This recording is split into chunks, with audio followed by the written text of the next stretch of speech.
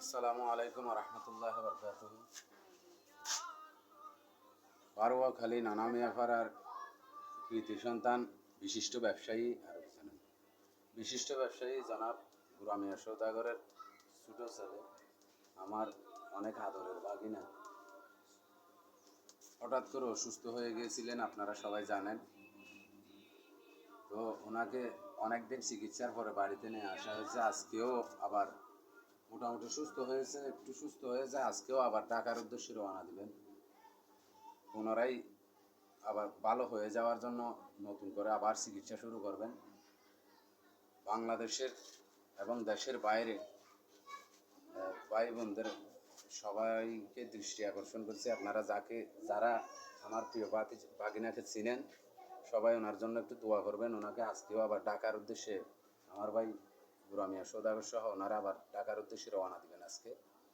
তো প্রিয় ভাগিনার জন্য একটু দোয়া করবেন। অনেক অসুস্থ ভাগিনাটা। মহান আল্লাহ পাক রব্বুল আলামিন যেন অতি তাড়াতাড়ি সুস্থ করে আমাদের প্রিয় ভাগিনাকে আমাদের মাঝে ফিরিয়ে দেন। আমাদের প্রিয় ভাগিনাকে আমাদের মাঝে সুস্থ করে আবার আগের মতো স্বাভাবিক জীবনে ফিরিয়ে এনে আমাদের মাঝে ফিরিয়ে দেন, সেই দোয়া ইনশাল্লাহ আপনারা সবাই করবেন আমার প্রিয় ভাগিনার জন্য। ভাগিনাটা আসলে অনেক চঞ্চল স্বভাবের একটি ছেলে, আপনারা সবাই জানেন। বিশেষ করে আমি জানি ও মানে এক জায়গায় বসে থাকার মতো ছেলে না, মুক্ত পাখির মতো এখানে ওখানে ঘুরে বেড়াতো যে ছেলেটা, আজকে হঠাৎ করে মহান আল্লাহ পাক রব্বুল আলমিনের ইশারায় তিনি অসুস্থ হয়ে গেছেন। ছেলেটি অসুস্থ হয়ে গেছেন। সুখ অসুখ এটা আল্লাহর দান, অসুস্থতা এটা একটা আল্লাহ ভালোবেসে মানুষকে দেন। তো আল্লাহর ভালোবাসায় আবার পুনরায় যেন ছেলেটি সুস্থ হয়ে যায়, সেজন্য বিশেষ করে আমার বারোয়াখালী ইউনিয়নের মানুষ, বাংলাদেশে এবং দেশের বাইরে যারা অবস্থানরত আছেন সবাই প্রিয় ভাগিনাটার জন্য একটু দোয়া করবেন।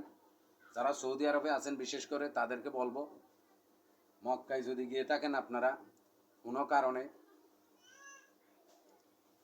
আল্লাহ পাক রব্বুল আলমিনের হেরাম শরীফের দিকে তাকিয়ে হলেও আমার ভাগিনাটার জন্য একটু মন প্রাণ খুলে দোয়া করবেন। দোয়া করলে আল্লাহ পাক রব্বুল আলমিন যার জন্য দোয়া করবেন আপনারা তাকেও ভালো করে দেন, এবং আপনার আমল নামায়ও আল্লাহ পাক রব্বুল আলমিন সোয়াব লিখে দেন। এটা আমরা জানি, আমরা মুসলমান হিসাবে সেটা আমরা ভালো করে জানি।